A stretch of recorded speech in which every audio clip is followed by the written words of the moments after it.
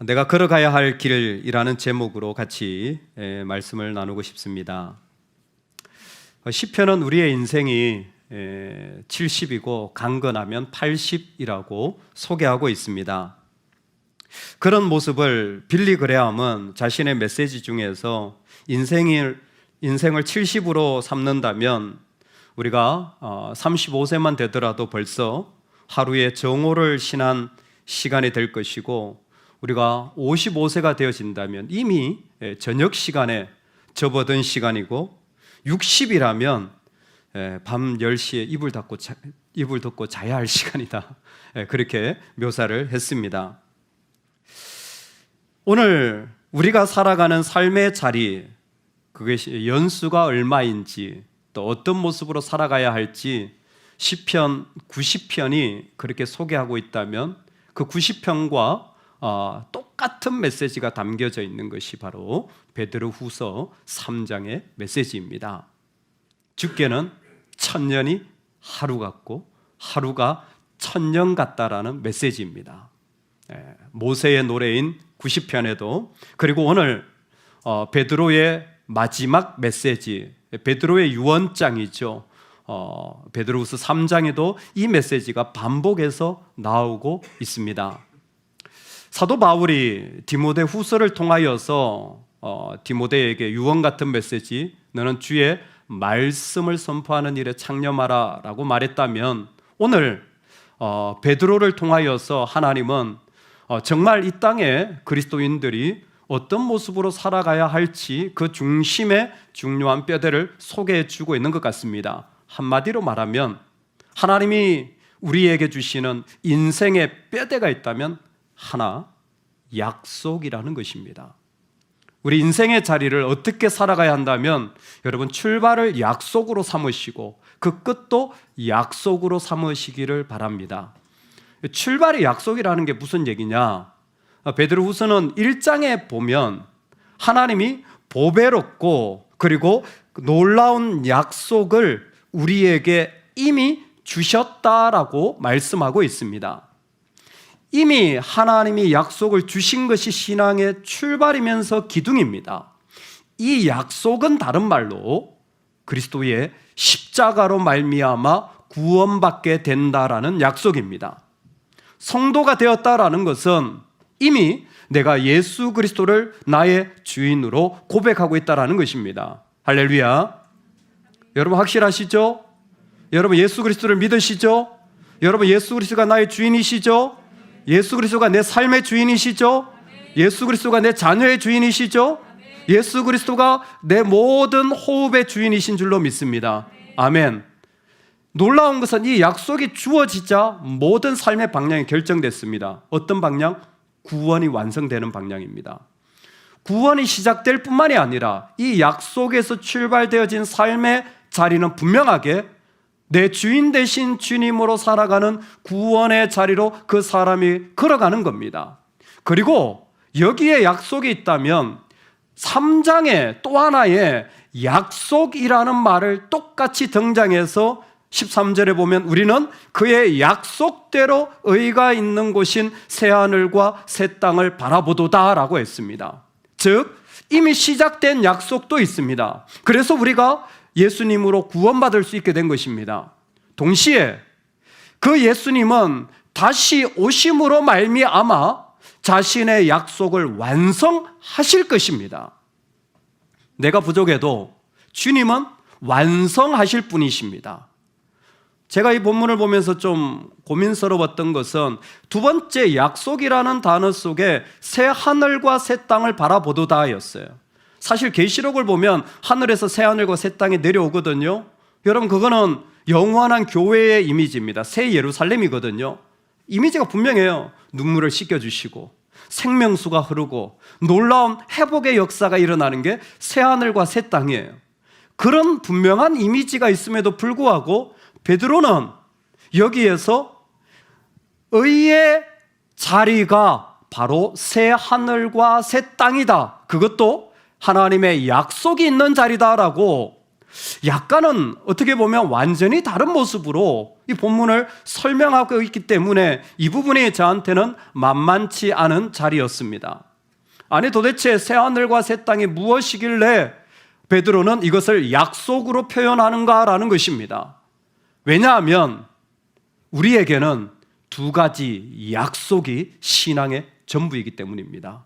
예수 그리스도를 믿고 다시 오실 주님을 바라보는 것이 신앙입니다.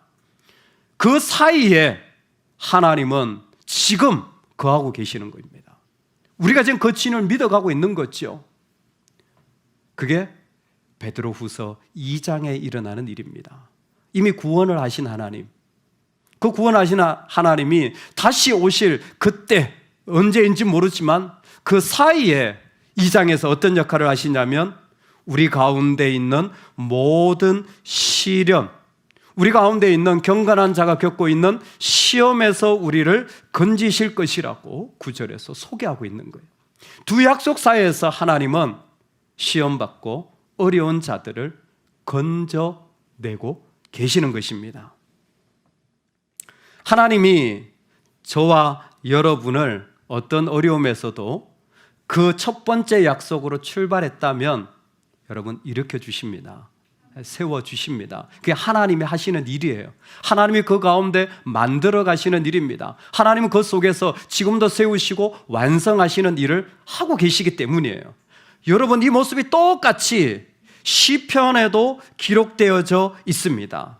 그렇게 하나님이 건지시는 모습을 오늘 본문에서 보면 하나님이 우리를 어떻게 건지시는지 9절에 이렇게 표현하고 있습니다. 우리 9절을 한번 같이 한번 읽어보겠습니다. 시작. 주의 약속은 어떤 이들이 더디다고 생각하는 것 같이 더딘 것이 아니라 오직 주께서는 너희를 대하여 오래 참으사 아무도 멸망하지 아니하고 다 회개하기에 이르기를 원하시느니라. 아멘. 하나님이 건지시는데 하나님이 건지시는 모습을 지금 마지막 9절에서는 뭐라고 하냐면 오래 참으사 아무도 멸망하지 않기를 원한다라고 하나님의 모습을 그대로 보여주고 계십니다. 여러분 이게 중요합니다. 하나님이 오래 참으시는 것입니다. 하나님이 지금 오래 참는다는 말은 견딘다는 말이구나.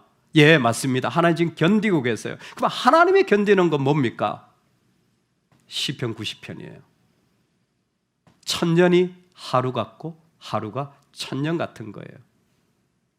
이것은 우리한테는 하루가 하나님께는 천년이고 하나님께는 하루 같은 날이 우리한테는 천년일 수 있다라는 말이 아니라 시편 90편에 보면 주의 목전에는 하루가 천년 같고 즉 주의 눈앞에는 주님의 관점으로 보실 때는 하루가 천년 같고 천년이 하루 같으시다라는 겁니다.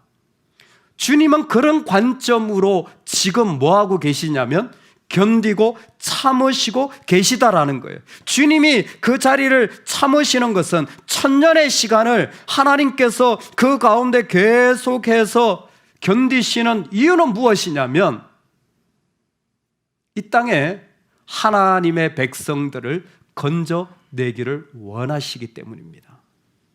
근데요, 사실은 하나님이 이 땅에 죄 있는 백성을 보면 건져내시는 성품도 있지만 죄에 대하여 심판하셔야 되는 성품도 있습니다.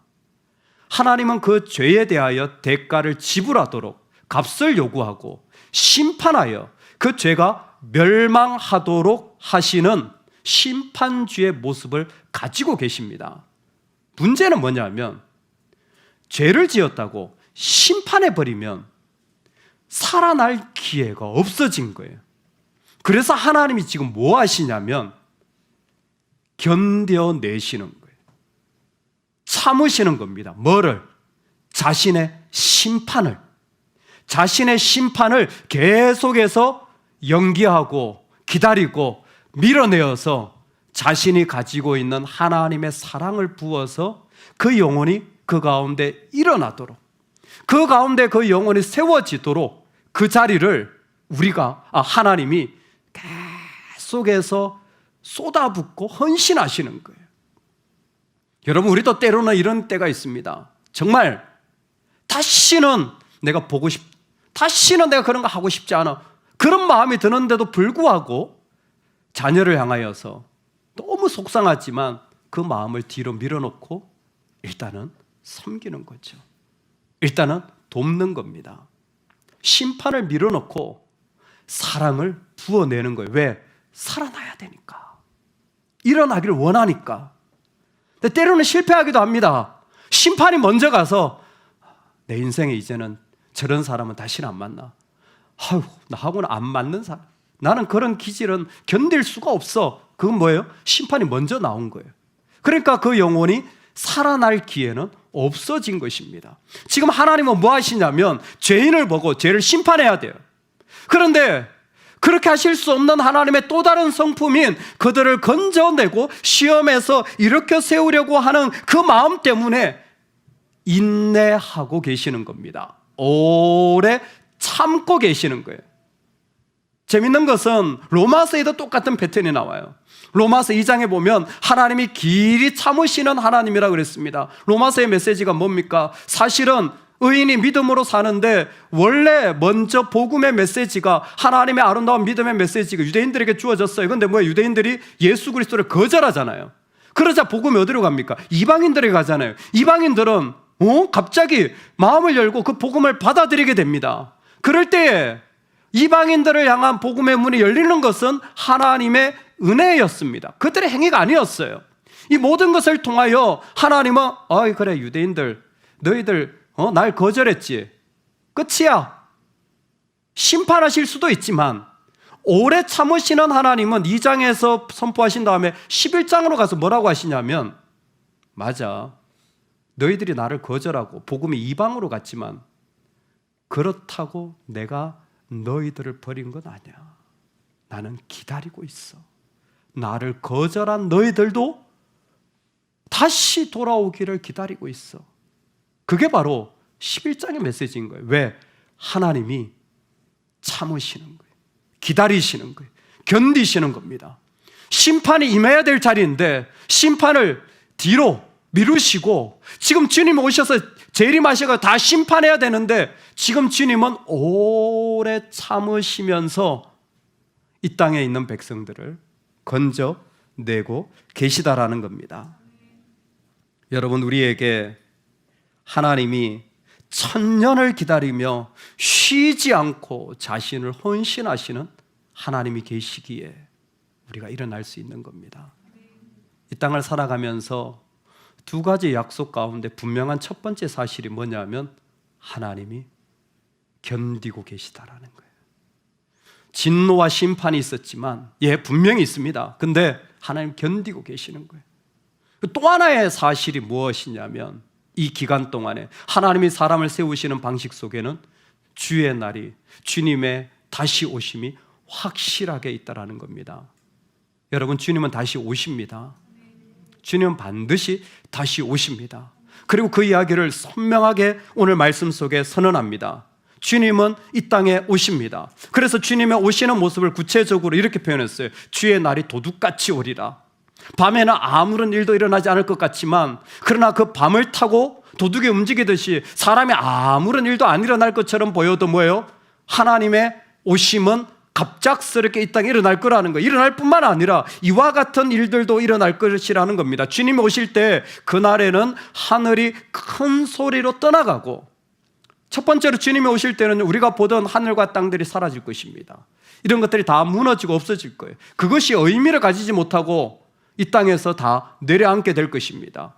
물질이 뜨거운 불에 풀어지고, 이 물질이라는 것은 기초적인 요소를 말하는 것입니다. 사람들이 공기가 있어야 살고 햇볕이 있어야 살고 사람들이 물이 있어야 산다는 삶의 기초적 요소들이 있습니까? 주님이 오실 때는 다 의미 없이 사라질 것입니다.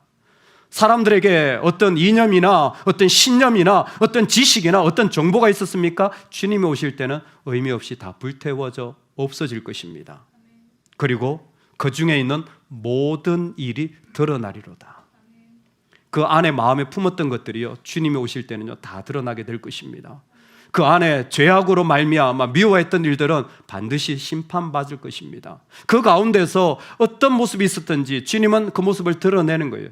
놀라운 것은 드러나리라 할 때 모든 부정한 것들을 예수 그리스도의 보혈로 씻으며 믿는 자들은 정결케 되어지는 역사가 드러나는 역사입니다. 그 사람이 하나님 앞에 엎드리면, 예수 그리스도 앞에 엎드리기만 한다면 주님은 그 보혈로 다 씻으셔서 정결한 모습으로 일으켜지는 모습이 바로 이때입니다. 주의 날이 임할 것입니다. 개인적인 종말이 있습니다. 그래서 개인적으로 주의 날이 임한다는 우리가 언제 내 생명이 다할지 모릅니다. 내일을 알 수 없는, 어떤 사람은 저녁에 이불을 덮는 시간이 내 노년일 줄 알았는데 그러지 못한 사람도 있습니다. 생각지 않은 시간을 다 맞이하게 됩니다. 개인적 종말이 있죠. 동시에 나는 그런 걸 잘 몰랐는데 내가 이 땅에 있는 동안에 주님이 재림하시는 우주적 종말이 오실 수도 있고, 내가 죽은 뒤에 이 땅에 주님의 다시 오시는 일이 있는 그러한 일들도 가능합니다. 주님은 다시 오십니다. 분명하게 이 사실을 선포하는 이유는 가끔 신앙생활 하다 보면 아니 뭐 주님이 다시 오시는 게 뭐가 그렇게 중요해? 뭐 그렇게 믿음을 그렇게 요란스럽게 믿어? 뭐 꼭 신앙생활을 그렇게까지 해야 되나? 라는 마음이 들 때가 있습니다. 특별히 이 부분이 그렇죠. 주님이 오시는 게 나하고 무슨 상관이야? 예, 주님이 오시는 것을 거절한 자들이 있습니다. 거짓 선생들이라고 베드로후서에서 표현합니다. 이 사람들은 봐, 야 주님 재림하신다며, 주님 오신다며 어디 오셔? 안 오시네, 봐라. 더디 오시네 라고 자꾸 말하는 거예요. 그 말은 안 오실 거야 라는 거예요. 그런 것에 신경 쓰지 마. 그것을 성경에서는 이렇게 표현합니다. 무법한 자들, 하나님의 법이 없는 자들이라. 아니 내가 뭐 주님 다시 오시는 거와 상관없이 사는 게 뭐 그렇게 나쁩니까? 예, 무법한 자가 됩니다. 신앙이 중요한 게 그거예요. 신앙은 단순히 개인의 구원이 아닙니다. 하나님의 법이 그 삶에 있느냐 없느냐의 차이예요. 그럼 무슨 차이가 있습니까? 하나님의 법이 있으면 하나님의 법을 따라가지만 하나님의 법이 없으면 자기가 법이 되어져요. 그래서 믿음이 없는, 신앙의 법이 없는 곳에는 자기가 법이 되어져서 내가 원하는 거 하면 되는 거예요. 내가 싫어하면 안 하면 되는 거예요. 자녀도 어떻게 양육합니까? 네가 원하는 거 해라. 여러분, 좋은 양육이 아닙니다. 하나님의 법, 그것이 있는 자가 되어야 되는 거예요. 그것이 없으면 어떤 악을 저질러도 내 법에 따라서 어떤 개인과 국가와 단체의 이익에 따라서 얼마든지 바뀌어질 수 있는 게 나의 법이에요. 무법한 자예요. 이 무법한 자들이 교회와 가정과 삶에 들어와서 뭐예요? 하나님의 관점을 다 잊어버리게 만든 거예요. 지금 주님이 기다리시면 뭐 그렇게 중요해? 끊임없는 이와 같은 가르침들이 이 교회와 공동체 속에서 드러나는 것입니다. 그렇다면 하나님이 왜 이렇게 참으십니까? 하나님 왜 이렇게 오랫동안 참으시며 우리에게 오는 것입니까? 너무 소중한 말씀이기 때문에 오늘 말씀을 다시 한 번 더 제가 읽어드리길 원합니다. 왜 주님이 참으시냐면 9절에 오직 주께서 너희를 대하여 오래 참으사 아무도 멸망하지 아니하고 다 회개하기에 이르기를 원하시느니라. 아멘. 하나님이 왜 그렇게 심판을 견뎌내고 그렇게까지 자신을 헌신하시며 십자가의 자리까지 나아가시냐면, 왜냐하면 모든 사람들이 회개하기에 이르기를 원하시기 때문입니다. 회개입니다. 하나님 원하시는 한 가지는 회개하기를 원하는 거예요. 여러분, 회개의 가장 기본적인 개념은 아시죠? 회개는요, 잘못했어요 라는 게 아니라 회개는 방향 전환이 기본적인 개념입니다. 내가 가던 길에서 방향을 돌이켜야 돼요. 그게 회개입니다. 계속 내가 생각하던 방향으로 가는 사람들이 있습니다. 그거는 회개가 없는 삶이에요. 회개는 내가 가던 방향을 돌이켜야 합니다. 어느 쪽으로? 하나님 쪽이죠. 그래서 회개가 있는 삶은 그 가운데 하나님 쪽으로 방향을 돌이키는 거예요. 그런데 오늘 이 말씀이 참 놀라운 게 뭐냐면, 하나님이 그렇게 오래 참으시는 이유는 뭐냐면 하나님이 원하시기 때문인 거예요. 뭐를? 회개를. 저는 이 두 가지가 하나라고 생각합니다. 하나님은 그렇게 참아내시는 이유가 뭐냐면, 우리 가운데 어떤 일이 일어나기를 원하냐면 하나님의 원하시는 것이 일어나기를 원하시는 거예요. 하나님의 원하심이 내 안에 일어나기를 원하고, 하나님의 원하심이 우리 안에 풍겨지기를 원하고, 하나님의 원하시는 방향으로 우리가 돌아서기를 원하시기 때문에 하나님은 계속해서 참으시는 겁니다. 하나님이 정말로 이 땅 가운데 견뎌내시는 이유가 바로 여기에 있습니다. 하나님의 원하심으로 말미암아 돌아설 때에 그 영혼이 살아나기 때문입니다. 모든 사람이 회개하기에 이르기를 원하노라. 에스겔서도 보니까 너희는 너희가 범한 모든 죄악을 버리고 마음과 영을 새롭게 할지어다. 이스라엘 족속아, 너희가 어찌하여 죽고자 하느냐? 여호와의 말씀이니라. 죽을 자가 죽는 것도 내가 기뻐하지 않으니 너희는 스스로 돌이키고 살지니라. 아멘. 방향을 전환할 때 비로소 살게 되어지는 거예요. 여러분, 우리가 교회를 다니잖아요. 교회는요, 회개 성장이 일어나야 합니다. 교회는 회개하는 성장이 일어나야지 많이 모이는 성장이 일어나면 안 되는 곳이에요. 비슷한 성격, 같은 정치적 신념, 지역적 출신, 아니면 학력적인 모습, 경제적인 자리, 아니면 나하고 마음에 통하는 기질, 이걸 개토화되었다 그러는 거예요. 그건 교회가 아닙니다. 그건 그냥 집단이에요, 집단. 교회의 본질은 그 안에 방향이 하나님이 원하시는 쪽으로 돌이켜질 때 진짜 교회인 거예요. 여러분, 내가 교인인지 아닌지 아는 건 확실합니다. 하나님이 원하시는 것이 내 안에 얼마만큼 이루어지는지를 살펴야 되는 거예요. 언제? 주의 약속 가운데 살아갈 때에 어머, 나는 내가 원하는 것 좀 이뤄놓고 주님 원하시는 거 할게요. 여러분, 신앙이 아닙니다. 그건 하나님의 방식이 아니에요. 내가 이런 일에서 해결되어지면, 돈에 문제가 생겼어요. 돈 문제가 해결되어서 기쁘다면 그 사람은 돈이 우상인 사람이에요. 돈 문제가 해결되지 않았는데도 기뻐할 수 있다면 그 사람이 믿음의 사람입니다. 자식 문제가 생겼어요. 자식 문제가 해결되어야 기쁜 사람은 자식이 우상이에요. 근데 자식 문제가 해결되지 않았어요. 그럼에도 기뻐하는 사람은 믿음의 사람입니다. 선명합니다. 오늘 우리가 가지고 있는 자리에 신앙은 무엇이냐? 하나님이 주신 자리를, 하나님이 나에게 허락하여 주시는 기다림의 자리에서 주님이 원하시는 것으로 내 마음의 자리가 돌이켜 나아가는 것입니다. 그래서 새하늘을 의가 있는 곳이라고 설명해 준 거예요. 처음에 믿음도 하나님이 주셔야 주님의 구원이 와야 약속이 이루어졌거든요. 근데 이 사람이 살아가면서 마지막에 임하는 새하늘과 새 땅, 두 번째 약속도 하나님이 주신 것으로 말미암아 이루어진 자리라는 겁니다. 그렇다면 중간에 건지음을 받고 내가 살아가는 자리도 하나님의 것이 이루어진 사람이 지금 내가 제대로 살아가고 있다는 겁니다.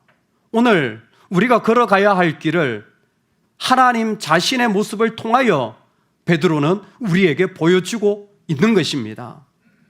저는 이 말씀을 통하여 우리 삶의 자리가 어떻게 걸어가야 할지 너무 선명한 길을 알 수 있다고 생각합니다. 첫 번째는 내가 정말 제대로 걸어가고 있다면 내가 원하는 것이 달라져야 합니다. 하나님은 우리가 회개하기에 이르기를 원하셔서 지금도 오래 참고 계십니다. 지금도 진노를 밀어놓으시고 기다리고 계신 거예요. 왜? 회개를 통하여 생명이 일어나길 원하셨기 때문입니다. 그렇다면 우리의 방향도 달라져야 돼요. 내가 원하는 것이 달라진 자가 되어야 됩니다. 오늘 말씀의 마지막에 새 하늘과 새 땅에 이른다고 했던 표현은 더군다나 이 부분을 선명하게 보여준다고 생각합니다. 우리는 그의 약속대로 의가 있는 곳인 새 하늘과 새 땅을 바라보도다. 영어에 보면 New Heaven and New Earth입니다. 새로운 하늘이죠. 근데 여기에서 New는 우리나라에도 뭐 네오라는 차가 있잖아요. 예, 네오스라는. 그게 새 것이라는 표현인데, 예를 들어서 이게 있다면 얘를 버리고 얘를 가져다 놓는 게 새 것이에요. 얘가 있는데 넌 안 되겠어. 넌 실패했어. 험이 너무 많아. 넌 버려. 그럼 내가 새 것 갖다 놓을게. 이게 새 것이에요. 문제는 오늘 말씀한 새 하늘과 새 땅은 이런 모습이 아니라는 거예요. 이거예요. 근데 얘의 본질이 바뀌어진 거예요. 똑같은 실수가 있고 흠이 있는데 이 사람의 본질이 달라진 거예요. 그게 새 하늘과 새 땅입니다. 요즘으로 치면 레노베이션이라고 말할까요? 건물이 있는데 속을 완전히 뜯어박. 그게 새 하늘과 새 땅이에요. 지금 여기서 표현한 것. 이 사람 완전히 버려버리고 너는 지옥 가. 필요 없어. 그런 게 아니라 이 사람을 새 것으로 만드신 거예요. 지금 하나님이 우리에게 기대하시는 게 어떤 삶입니까? 바로 이 삶인 거예요. 우리의 모습이 있지만 우리 안에 진짜 원하는 본질이 바뀌어진 사람, 그게 우리가 걸어가야 할 길이라는 거예요. 내가 원하는 게 아니라 나는 하나님이 원하시는 것을 꿈꿉니다. 케냐에 사역을 하시는, 오랜 동안 사역을 하신 선교사님이 아티클을 하나 남겼습니다. 최근에 알았어요. 저는 아프리카에 대해 잘 몰랐는데 우리 교회도 아프리카 형제 또 우리 자매님도 계시잖아요. 우간다가 복음화율이 85%. 저는 자매님 만나고 처음에 잘못 들은 줄 알았어요. 85%래, 복음화율이. 믿는 사람이 85%의 나라에. 깜짝 놀랐어요. 살펴보니까 1920년대부터 아프리카 복음을 강력하게 불어가지고, 르완다도 마찬가지고, 그러한 불길이 케냐 뭐 이런 인접국까지 탄자니아 다 부른 거예요. 케냐도요, 이슬람보다 크리스찬이 2배가 많답니다. 깜짝 놀랐어요. 선교사님 보고를, 그 아티클을 읽고, 무슬림이 얼마나 강합니까? 근데 무슬림보다 크리스찬이 2배가 많대요. 얼마나 크리스찬이 많습니까? 훨씬 많은 거죠, 인구에. 그런데 케냐가 너무 힘들대요. 너무 힘들대요. 케냐에 있는 2가지 어려움을 그분은 이렇게 짚었습니다. 첫 번째, 케냐에 처음에 복음을 전하고 복음을 지금도 사역하는 많은 분들이 정말 안타까운 게 뭐냐면 복음과 빵을 같이 가지고 온 거예요. 너무 가난하니까 복음과 빵을 같이 가지고 온 거예요. 처음에는 예수님을 듣고 정말 내가 약속의 자녀가 되고 구원받고 죄에서 자유케 되는 그 기쁨을 누렸는데 어느 날 난 빵도 필요하고 너무 가난하니까 빵을 계속 받는 거예요. 지금은 어떤 거예요? 뒤죽박죽이 된 거예요. 내가 뭘 원하는지, 이 사람들이 뭘 원하는지 모를 정도인 거예요. 빵도 필요하고 복음도 필요한 거예요. 그러니까 교회는 다니는데 속은 하나도 안 바뀌었어. 예배는 드리는 사람이 많은데 그 안에 본질적으로 주님을 원하는 마음이 있는가 물어보면 깜깜한 거예요. 빵이 절실하지만 복음이 먼저여야 합니다. 내 상황이, 내 삶이 우리의 자리에서도 다르지 않습니다. 내가 정말 제대로 가고 있는 길은 분명합니다. 주님이 원하시는 것이 먼저여야 합니다. 나하고 기질이 다르고 나는 그런 사람 안 만나. 나는 이해가 안 돼. 아니요, 뒤로 밀어가야 됩니다. 할렐루야. 나는 그런 거 용납을 못해. 아니요, 뒤로 가야 돼요. 주님이 원하시는 게 먼저입니다. 내가 아무리 능력이 없어도 부족해도 설 수 있는 형편이 안 되어도 주님이 원하시는 게 먼저여야 돼요. 그게 우리가 걸어가는 길이 되길 소망합니다. 주님이 우리에게 부탁하신 길이 그 길이니까.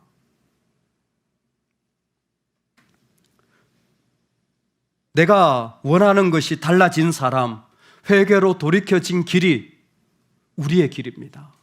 주님이 원하시는 것이 먼저인 그리스도인이 우리의 길이라면 저는 두 번째 길도 아주 선명하다고 생각합니다. 하나님이 견디고 계시다면 여러분 우리의 약속 가운데 있는 삶도 견디는 겁니다. 할렐루야. 약속 가운데 있는 우리의 삶도 견디는 거예요.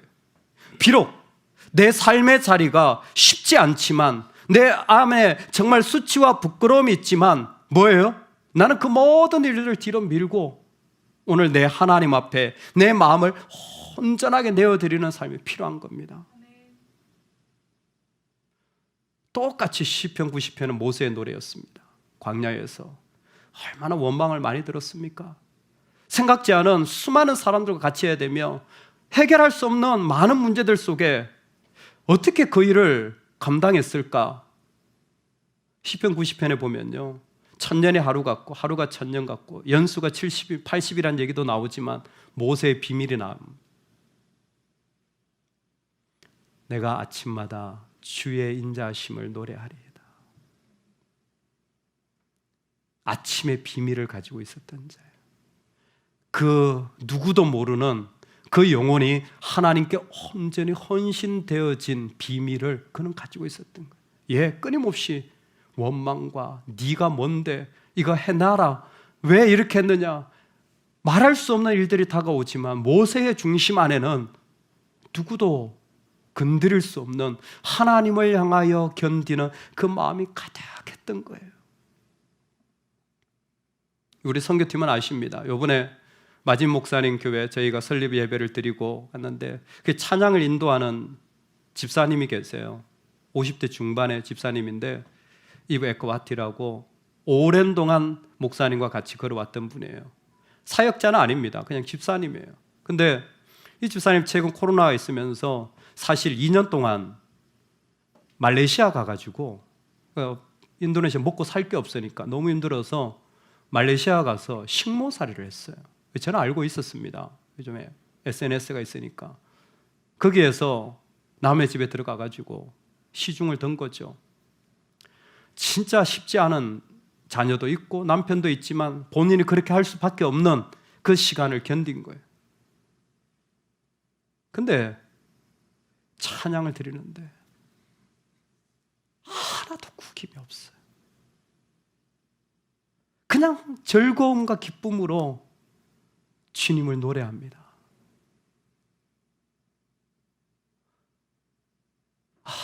우리 조금만 문제 생겨도 벌써 주일날 우리 얼굴이 짜글짜글해지잖아요. 할렐루야.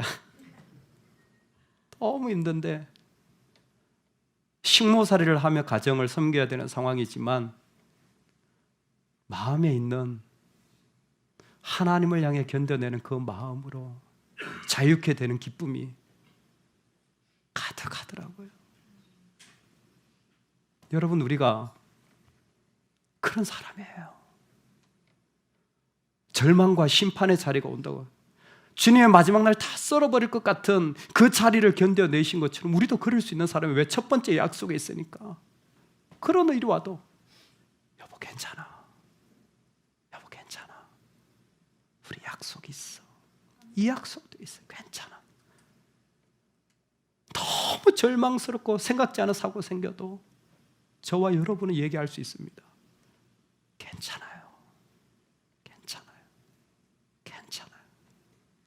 우리 주님이 내 안에 계시고 그분이 나를 지금 견뎌주시면 나는 괜찮아. 염려할 것 없어요.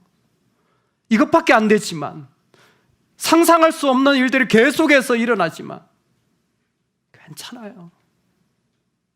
여러분 괜찮습니다. 여러분 괜찮아요. 좀 부족하고 좀 넘어지고 좀 답답해도 안에 해결 못하는 일들도 있죠. 괜찮아요. 괜찮아요. 왜냐하면 우리 주님이 우리를 견뎌 주시니까, 살게 하시니까 우리는 살게 될 줄로 믿습니다. 그리고 우리 자신이 그렇게 견디어 나가면 좋겠습니다. 이 땅 가운데 우리가 걸어가는 길은 분명합니다. 약속이 주어지고 약속이 완성되어질 것입니다.